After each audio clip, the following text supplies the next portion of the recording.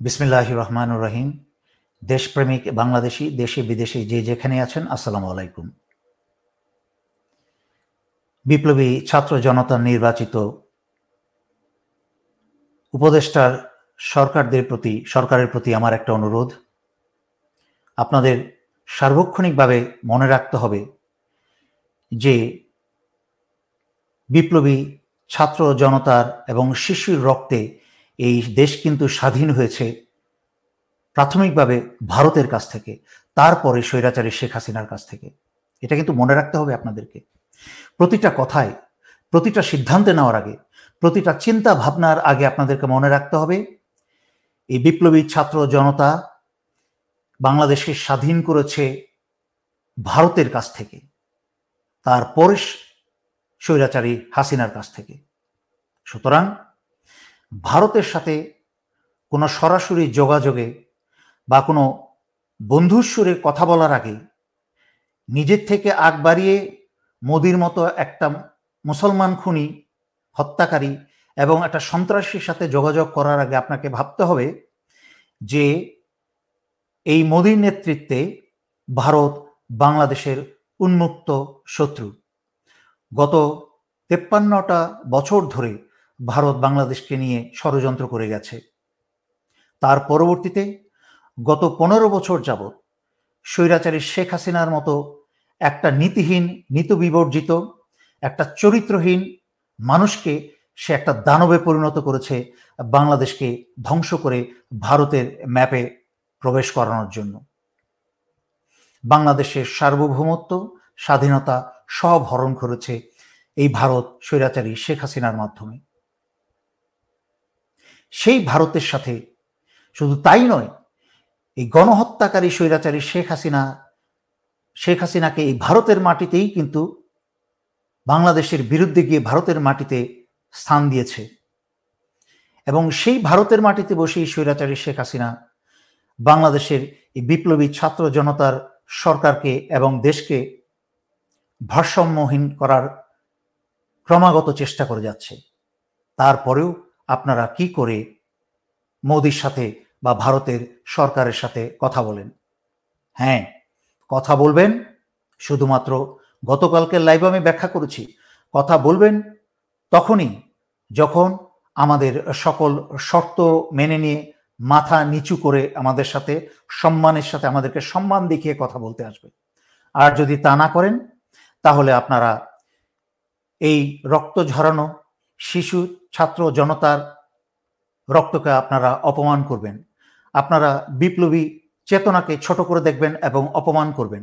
শুধু তাই না, আপনাদের হাত থাকবে এই বিপ্লবী চেতনাকে ধ্বংস করার পথে।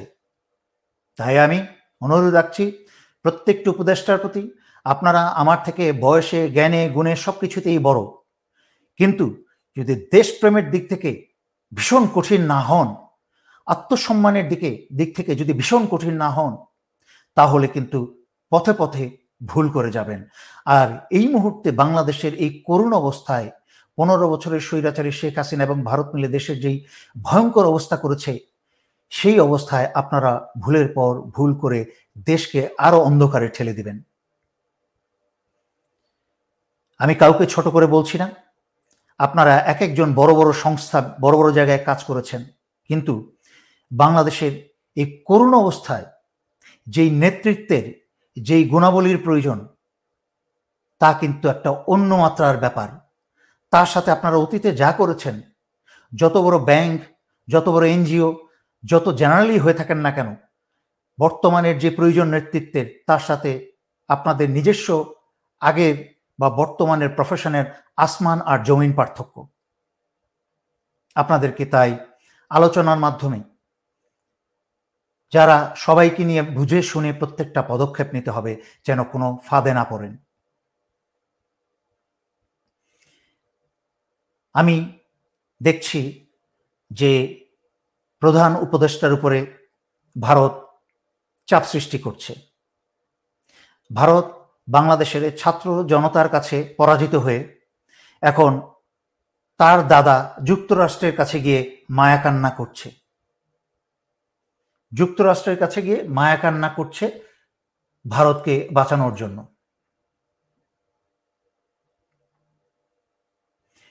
Biden, Modi discussed Bangladesh situation, stress need for normalcy and safety of minorities.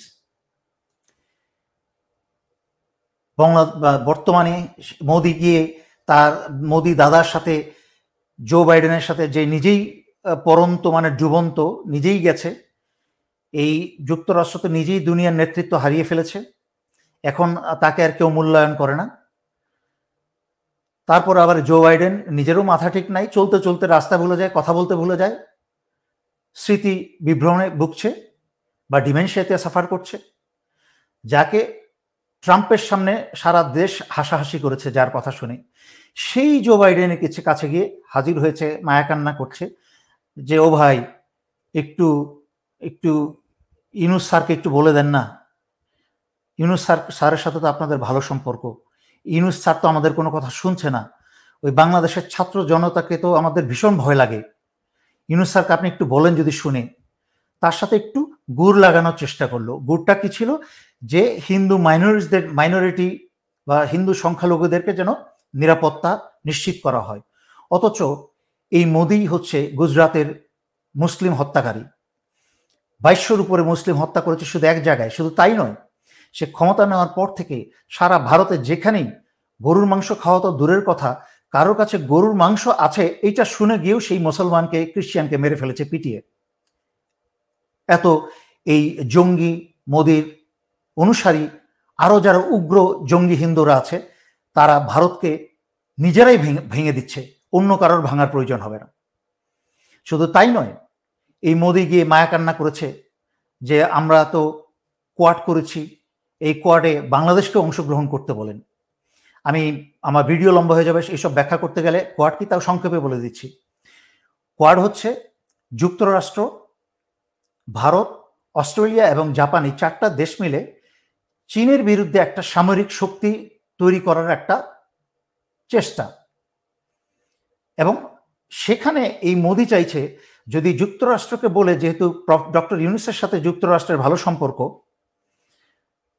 তাই যদি যুক্তরাষ্ট্রকে বলে যদি বাংলাদেশকে কোয়াডে ঢুকানো যায়, প্রবেশ করানো যায়, তার মানে কি? তার মানে প্রথম কথা হচ্ছে যে যুক্তরাষ্ট্রের কাছ থেকে কি বলে এটাকে, যুক্তরাষ্ট্রের থালায় বাংলাদেশকে তুলে দেওয়া হবে ভারতের হাতে আবার শোষণ করার জন্য। আমরা কি এই প্রায় 1,500 ছাত্র জনতার রক্ত দিয়েছি কি যুক্তরাষ্ট্রের মাধ্যমে ভারতের দ্বারা আবার শোষিত হওয়া?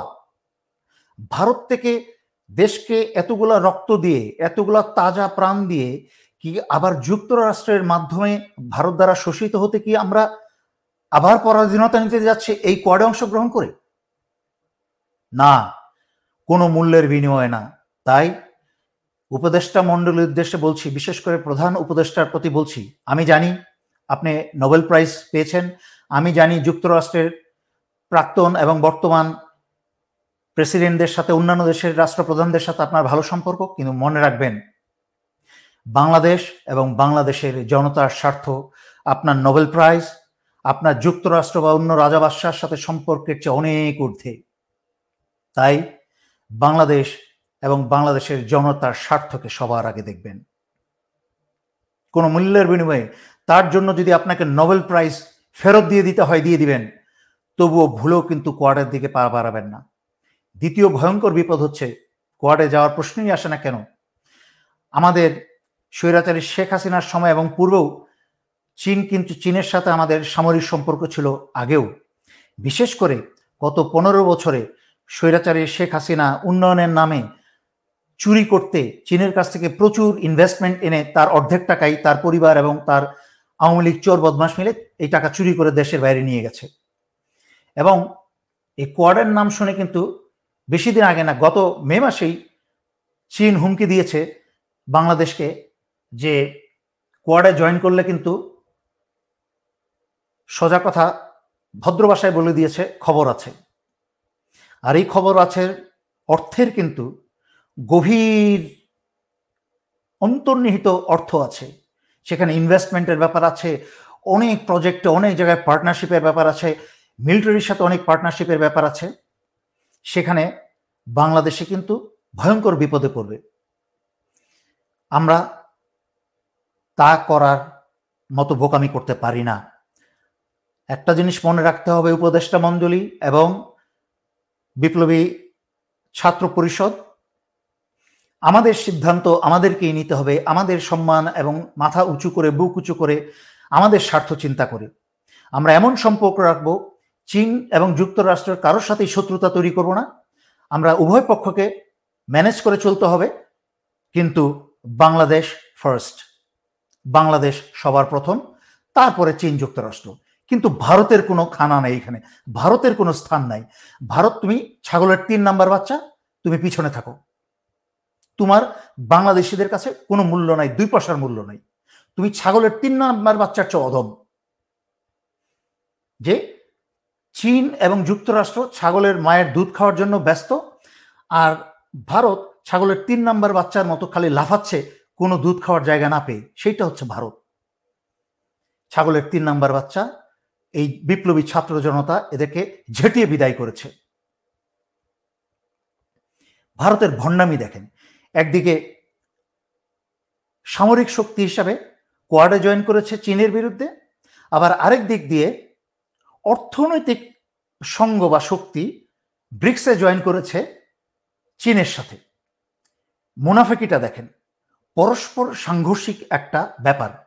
একদিকে চীনের বিরুদ্ধে যুদ্ধ করবে যুক্তরাষ্ট্রের সাথে মিলে, আবার আরেক দিকে চীনের সাথে মিলে অর্থনৈতিক উন্নয়নের জন্য চেষ্টা করবে। যুদ্ধ করলে তো অর্থনৈতিক উন্নয়ন হবে না, আবার অর্থনৈতিক উন্নয়ন করতে গেলে তো যুদ্ধ করা যাবে না। ভণ্ডামি। এটা একটা ভারতের একটা চরম শয়তান, ওই চাণক্য নীতিতে চলে, সমস্ত শয়তানি বুদ্ধিতে চলে, যে ভারতকে সুরক্ষিত রাখতে হলে আশেপাশের সকল প্রতিবেশীকে অশান্তিতে রাখো। এই নীতিতে, চাণক্য নীতিতে চলতে গিয়ে কিন্তু সমস্ত প্রতিবেশী হারিয়েছে, সর্বশেষ বাংলাদেশকে হারিয়েছে, এবং বাংলাদেশের কাছ থেকে লাথি মেরে, লাথি খেয়ে ভেগেছে, কুকুরের মতো ঘেউ ঘেউ করতে করতে ভেগেছে। তাদের যখন যুক্তরাষ্ট্র ইউক্রেনে রাশিয়া আক্রমণ করার পরে রাশিয়ার বিরুদ্ধে পশ্চিমা দেশ সবাই মিলে যুক্তরাষ্ট্র সহকারে যখন নিষেধাজ্ঞা দিল, সবাই শুনলো, কিন্তু ভারত শুনল না। সে চুপিসারে চোরের মতো গিয়ে রাশিয়ার থেকে তেল কিনে এনে পশ্চিমীদের কাছে আবার অধিক মুনাফায় বিক্রি করত।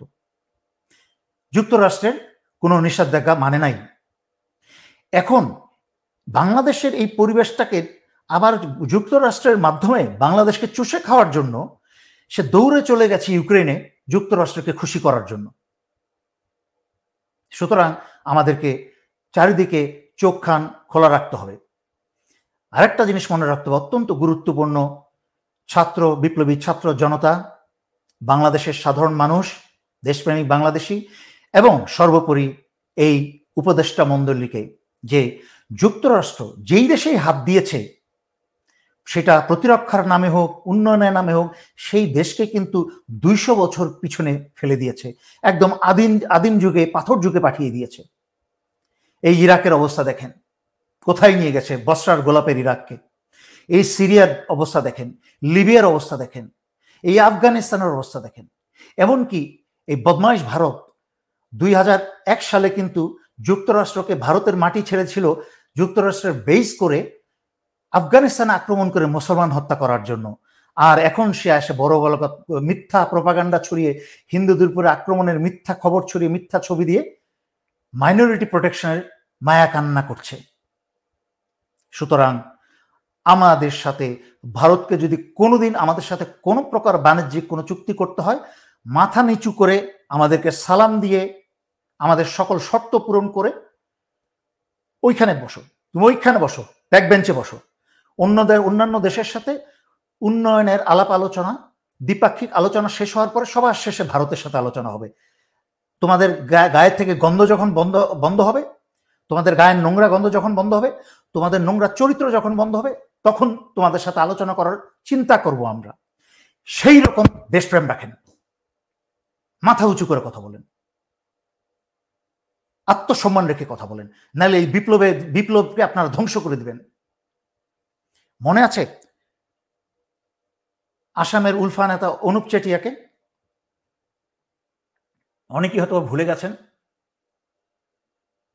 এই অনুপ চেটিয়াকে কিন্তু ভারতের নির্দেশে 1997 সালে স্বৈরাচারী শেখ হাসিনা যখন প্রথমবার ক্ষমতায় আসে বাংলাদেশে, তখন কিন্তু মিথ্যা মামলায় তাকে 7 বছরের সাজা দেয় বাংলাদেশে, ঢাকায়। তার পরবর্তীতে ভারত তাকে, যেহেতু ভারতের সাথে বাংলাদেশের এক্সট্রাডিশন কোনো চুক্তি ছিল না, সেইটার পরবর্তীতে ব্যবস্থা করে ভারতে তাকে নিয়ে যায়। সুতরাং সেখানে বাংলাদেশের গণহত্যাকারী,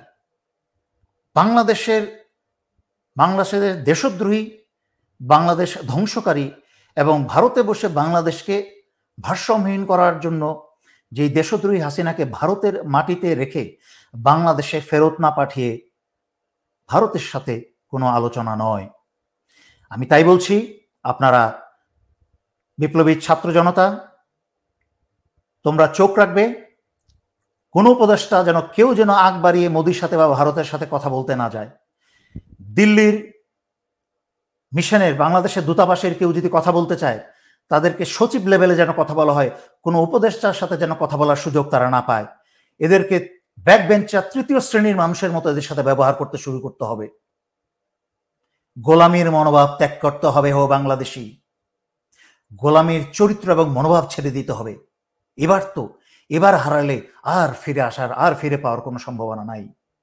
এখন চলে আসি দ্রুত বিপ্লবী ছাত্র জনতার উদ্দেশ্যে। তোমাদেরকে এই নিয়ে আমি বোধহয় চতুর্থবার তোমাদেরকে আমি বলছি, দৃষ্টি আকর্ষণ করছি যে তোমরা অতি দ্রুত বিপ্লবী ছাত্র পরিষদ তৈরি করো একটা সাংগঠনিক আকারে। আর নয়তো তোমরা যেভাবে প্রতিদিন রাস্তায় দাঁড়িয়ে মাইক নিয়ে চিৎকার করছো, গায়ের ঘামে তোমরা ভিজছো, বৃষ্টিতে ভিজছো, এক কোণার থেকে আরেক কোণায় দৌড়াচ্ছ, এইভাবে কতদিন পারবে? এভাবে কতদিন চলবে? ইতিমধ্যে তো প্রায় 1 মাস হতে চললো তোমাদের রাস্তায় সংগ্রাম, এবং এখনো তো সংগ্রাম শেষ হয়নি। এখনো কি কি বাকি আছে আমরা তা জানি না। তোমরা যদি এইভাবে রাস্তায় দৌড়াতে দৌড়াতে 2 দিন পরে তোমরা অসুস্থ হয়ে পড়বে। অসুস্থ হয়ে পড়ার পরে তোমরা অলরেডি একজনকে হসপিটালে ভর্তি করে দিয়েছে। আমরা জানি না সামনে কি আসতে যাচ্ছে। আমাদেরকে সবচেয়ে খারাপ সময়ের জন্য প্রস্তুত থাকতে হবে, তখনই আমাদের জয়ী হওয়ার এবং দীর্ঘস্থায়ী জয়ী হওয়ার সম্ভাবনা থাকবে। আর যদি মনে করো জয় হয়ে গেছে, তোমরা বিজয় পেয়ে গেছো, তাহলে বড় ভুল। যদি শত্রুকে আন্ডার এস্টিমেট করো, তাহলে কিন্তু ভয়ঙ্কর ভুল। মিলিটারি স্ট্র্যাটেজিতে একটা কথাই আছে, এনিমিকে কখনো আন্ডার এস্টিমেট করা যাবে না। সদা সর্বত্র জাগ্রত থাকতে হবে। শত্রুকে সবসময় তাদেরকে মনে রাখতে হবে যে তারা 1 স্টেপ আগিয়ে, এবং তোমাদেরকে আরো 1 স্টেপ আগিয়ে থাকতে হবে শত্রুর চেয়ে। তোমরা যেভাবে রাস্তায় রাস্তায় দৌড়াচ্ছ, যেভাবে চিৎকার করে, আমি সার্জিসকে দেখলাম, তোমার ভিতরে আমি দেশপ্রেম তো আগেই দেখেছি, তোমার ভিতরে সেই ত্যাগ তিতিক্ষা দেখেছি আমি, কিন্তু তোমরা যেভাবে চলছো অসংগঠিতভাবে, আনঅর্গানাইজড ভাবে বা ডিসঅর্গানাইজ ভাবে, তোমরা কিন্তু এভাবে বেশি দিন আর চলতে পারবে না। কতদিন চলবে? আর 2 মাস ক্লান্ত হয়ে সবাই অবশ হয়ে যাবে, অসুস্থ হয়ে যাবে। আর তোমরা যদি বসে যাও, তাহলে কিন্তু এই বিপ্লবী চেতনা কিন্তু আস্তে আস্তে ধ্বংস হয়ে যাবে। কারণ এটাকে ধ্বংস করার জন্য তো হায়নার ভারত থেকে এবং দেশের ভিতরের যত স্বৈরাচারী শেখ হাসিনা এবং ভারতের বসিয়ে যাওয়া বিষাক্ত সাপ, এরা তো উৎপেতে আছে তোমাদেরকে ছবল দেওয়ার জন্য। তাই তোমরা বসে গেলেই কিন্তু মরে গেছো। এই বিপ্লবী চেতনা মরে যাবে, এই দেশ শেষ হয়ে যাবে।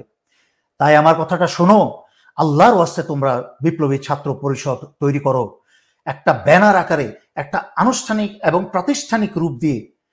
তোমরা সচিবালয়ে বলো বা তোমরা যে কোনো জায়গায় বলো, একটা যেখানে সরকার তোমাদেরকে সবচেয়ে ইন্টারেস্টিং ব্যাপার হচ্ছে তোমাদের ফেভারে, এই তত্ত্বাবধায়ক সরকারের আমলে কিন্তু তোমরা আর্থিক এবং সকল প্রকার সহায়তা পাবে। তোমাদের জন্য একটা অফিস দেওয়ার জন্য, তোমাদেরকে সকল সুযোগ সুবিধা দেওয়ার জন্য, যে কয়জন অফিসে বসবে তাদেরকে বেতন ভাতা দেওয়ার জন্য, তোমাদের টেলিফোন দেওয়ার জন্য, প্রয়োজনীয় সহকারী সাহায্য, সো দ্যাট। আর তোমরা যখনই কথা বলো, তোমরা রাস্তাঘাটে যাবে, খোঁজ খবর নিবে, তোমাদের প্রতিনিধি পাঠাবে, তোমরাও যাবে মাঝে মাঝে, কিন্তু তোমাদের বক্তব্যগুলো যেন আসে বিপ্লবী ছাত্র পরিষদের ব্যানার থেকে, সেটা অফিস হোক অথবা রাস্তায় হোক। এবং এই তত্ত্বাবধায়ক সরকার, উপদেষ্টা মণ্ডলী যতগুলা কথা বলবে, তাদের পিছনে থাকবে বিপ্লবী ছাত্র জনতার সরকার। আদারওয়াইজ কিন্তু তোমরা শক্তিশালী হয়ে দাঁড়াতে পারবে না। তোমাদের কিন্তু প্রাতিষ্ঠানিক কোনো স্বীকৃতি থাকবে না, তোমাদের কিন্তু জাতীয় কোনো স্বীকৃতি থাকবে না। এখনো কিন্তু চুপ্পু চোর বদমাইশটা বসে আছে প্রেসিডেন্টের চেয়ার দখল করে, ভয়ঙ্কর ব্যাপার। তোমরা কিন্তু এখনো পারো নাই এই প্রেসিডেন্টকে সরাতে, এখনো সরিয়ে দাও। তাই আজকের কথাগুলো যদি ছাত্র নেতারা না শুনে, বাংলাদেশের প্রত্যেকটা ছাত্র ছাত্রী এবং জনগণের দায়িত্বই আমার কথাগুলা, ছাত্র নেতাদের জোর করে বসে আগে কথাগুলো শোনেন মেজর দেলোয়ার কি বলে, এবং এইগুলো বাস্তবায়ন করেন, নাহলে আমরা শেষ, সবাই শেষ। মনে রাখবে, তোমরা যদি ব্যর্থ হও, 75-এর পরে যেরকম পরবর্তীতে স্বৈরাচারী শেখ হাসিনা এসে ফাঁসি দিয়েছে, একদিন যদি এই পুতুল আর জয় বাংলাদেশে ঢুকে, তার কিন্তু প্রস্তুতি চলছে ইতিমধ্যে। পুতুল কিন্তু হাসিনার চেয়েও ভয়ঙ্কর, বিষাক্ত সাপ। পুতুলকে কিন্তু ইতিমধ্যে ভারতে বসিয়ে কিন্তু তাকে ট্রেনিং দিচ্ছে হাসিনার চেয়েও ভয়ঙ্কর এবং খুনি হওয়ার জন্য। এই পুতুল যখন বাংলাদেশে কোনো 2, 4, 5, 10 বছর পরে যদি ফিরে আসে, তখন তোমাদের বয়স হবে কিন্তু 30-34 বছর বয়স, তোমাদেরকে কিন্তু ফাঁসি দিবে। তাই মনে রাখো, এই বিজয়কে পার্মানেন্ট করতে হবে। যদি আল্লাহ দয়া করে তোমাদেরকে সাহায্য করুক আমার কথাগুলো বোঝার জন্য, আল্লাহ তোমাদেরকে হেদায়েত করুক আমার কথাগুলো বোঝার জন্য, নয়তো ধ্বংস হয়ে যাবে, তোমরা শেষ হয়ে যাবে। এই বলে আজকের জন্য আমি শেষ করছি। ধন্যবাদ। আসসালামু আলাইকুম।